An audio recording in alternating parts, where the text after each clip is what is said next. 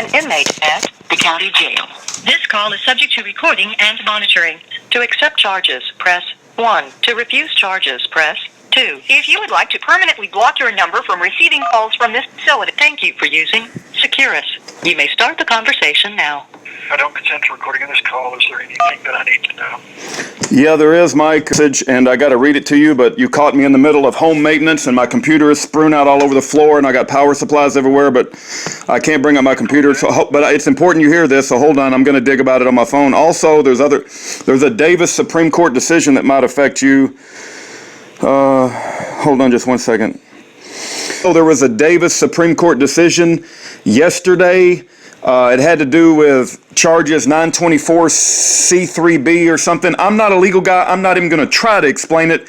But there are lots of political prisoners that believe they're going to be set free because it has to do with the vagueness of the wording of a crime of violence. And I know that Ed and Elaine Brown are expected to be impacted, Daniel Riley, Jason Gerhard, possibly Schaefer Cox, maybe you, since they say your charge involved a firearm, but don't ask me to describe the details of this legal crap because I just don't understand it. I just don't.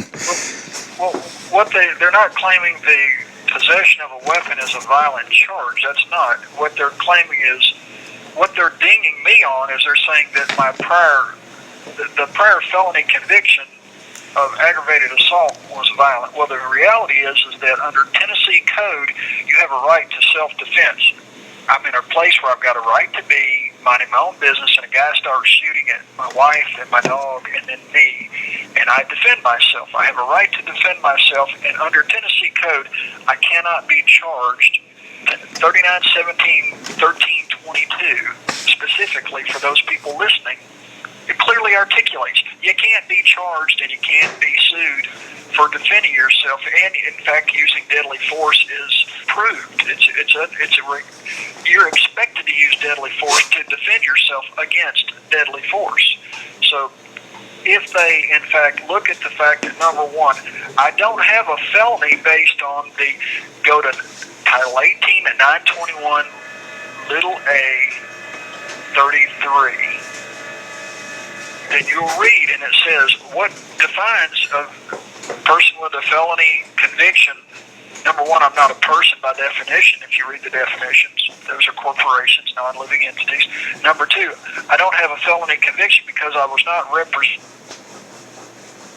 right to representation. So under the guidelines of the statute that they charge me with, I'm not a convicted felon. I don't have a felony conviction, period. End of discussion. I've been kidnapped and framed, and my life and my wife's life are being destroyed by a corporation posing as government. Corporation listed in Title 28, United States Code, Section 3002, number 15, capital A.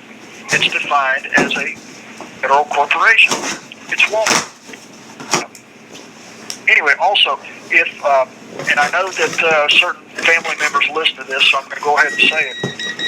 There's a guy here named Michael W. Smith. Now, it's not the Michael W. Smith that is the Christian musician. Not him at all. Far from the truth. Other end of the spectrum.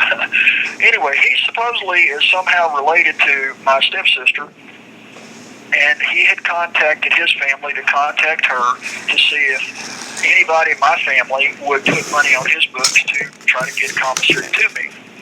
Well, that was a ruse and a lie. He has never given me anything, and one of his buddies over there laughed and said, yeah, they got his sister to put $100 on his books, and Parsons didn't get a thing. So if anybody out there knows my family, let them know. Don't put any money on anybody's books, especially Michael W. Smith. And the guy Joshua Miller, who I guess about 3 or 4 months ago said that if somebody wanted to put money on his books, he would also, provide commissary for me. Well, no, he hasn't. And if anybody has put money on either of these people's books, if anybody out there listening has put money on their books and anticipating it would be benefiting of me, please let me know in some way, shape, or form if you can, so that I will know.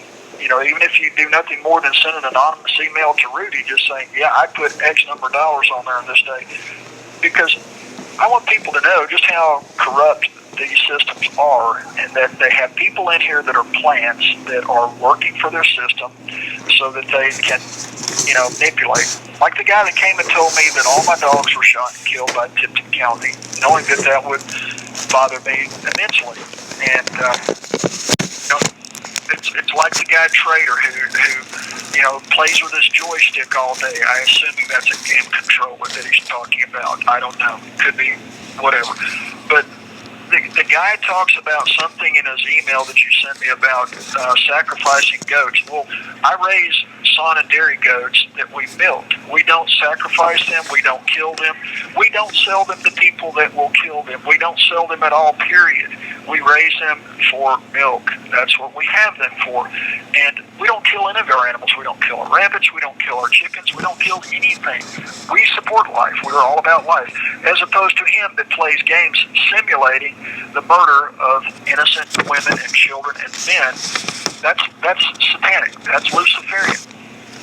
So he will condemn, I don't know, I guess he's talking about biblical references to sacrificing goats, comparing that to him sacrificing human beings when he claims he went to the Middle East and shot unarmed men and women and children. I think this whole thing is a situation where people don't realize Satan is real. Evil and the devil are real. They exist, but they're never going to admit they exist. Just like the United States is a corporation, they will never admit that. They will never admit that they're wrong. Government will never admit that they're wrong. But look at World War I, World War II, the Vietnam War, the Gulf of Tonkin, the 9/11, buildings fall in free fall. Not because of fire, no, because it's controlled demolition. It's a rigged game. They're controlling the population through tragedy after tragedy after tragedy. And like Iran didn't attack the United States, if you got a drone flying over somebody else's airspace and you've already put sanctions on them, starving them to death, they're going to defend themselves. They have a right to defend themselves. And I'm not, I'm pro-America. I'm anti-corrupt corporation posing as government. I'm anti-bad government and crooks that are profiting off of war. But that's what this is. It's a staged event to provoke, and otherwise Iran should be an ally.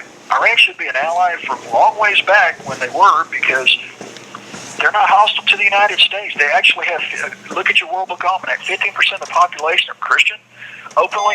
Where in the Middle East can you go? There's 2 countries in the Middle East that do not allow any other religion other than their one religion. You know what they are? Israel. If you're practicing anything other than Judaism, they will kick you out of the country. If you're an Israeli practicing Christianity, they will put you in prison. If you're in Saudi Arabia and you're not practicing Wahhabism, Islam, they will kick you out of the country if you're an American. If you're a Saudi Arabian, they will kill you. Those are the 2 countries that are the biggest allies of the United States corporation. They're not allies of Americans. They're anti-Christian. They're pro-control of their population to the degree that they will not allow them freedom of religion. You can go to Egypt, you can go to Syria, you can go to Iraq, you can go to Lebanon, you can go to Iran. All of them have Christian populations. They don't have, at Christmas time, they're Walmarts.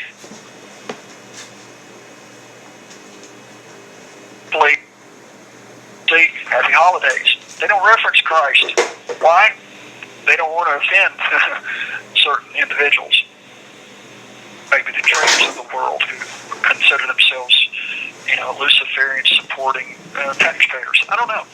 I just know that the fact is that my friend Jerry Thomas, who inspected the plane before I bought it, is a real human being. He's passed away now. And he had not only been all over the plane, he had a key to the plane. Now the question to me in court was, had he ever flown the plane? Well, I don't know that he ever had. But anything else, see, they ask specific questions, and then their minions come along and act as though something else was asked that was never asked.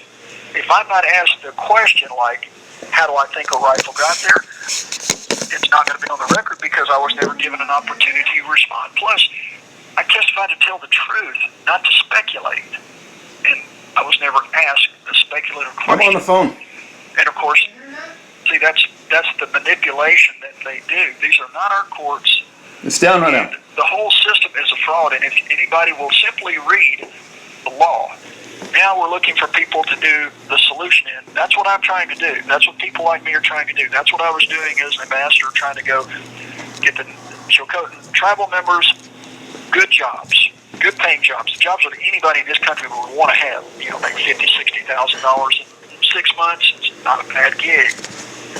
Oh, and get the revenue from the sale of the timber, because it's their timber, kind of like the natural gas and oil in this country that's being exported out from underneath your feet. Guess what? If you got the revenue stream from that, you probably might not have to work. Oh, and if you could go to the gas stations, pay 30 cents a gallon instead of $2 or more a gallon, you fill up your tank for, what, $10 as opposed to $60, then all that extra money, you do it as you please, because it's your resource. It's not theirs. It's not this corporation posing as government's resource to turn around and steal from us and get pennies on the dollar and then sell it back to us at dollars per gallon. That's the fraud that's going on. That's what I'm exposing, and that's what they hate. But the solution is take back what's rightfully yours. Take back the land, take back the resources, get a gold-backed currency. Do like Iran and all these other countries are doing. That's why the United States is hostile. It's a corporation protecting the interest of the International Monetary Fund. It's all about control of the money. As long as they got a printing press, they can buy anything they want. Where do you think they get $1 trillion to pay for military toys, to go kill people to protect the interest of the International Monetary Fund and the banks? It's a crime. Yeah. That's all I can say. No, I know, amen. God bless you, Mike. I do need to say that it's become a pattern where this devilish band of 1 minute left. hyenas they call and try to get all the prisoners in trouble. They do false incident reports, and they had one of my Indian guys. We really don't have time to talk, and I can't cover it in a minute, but it's like there's a group of people out here that'll call and do false incident reports on you, and they are effective. I hate to say it, but I've got several people where the prison believes what they say, and I don't know how to counter it right now other than prayer and, pray Psalms 109 on these evil bastards. Well, it takes more than prayer. It takes people calling the congressman and raising Cain. It takes a group of people going to trials and going to these hearings and raising Cain and going to the news media and demanding that they publish the truth. And all you got to do is live. I'm not threatening anybody. I love life, and I want everybody to have a good life. I don't want anybody to get hurt in this whole deal. I want everybody to be free and happy. All you got to do is listen to my recordings. I'm not threatening anybody. So if somebody says I'm threatening somebody, they're a liar. Yeah, we're going to run out of time. No, they're doing this to like many other folks, but Thank you for using Securus. So frustrating. So frustrating.